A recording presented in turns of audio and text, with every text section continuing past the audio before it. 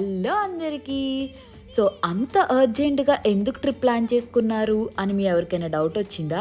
ఇదే రీజన్ అన్నమాట. It's Azhar's birthday.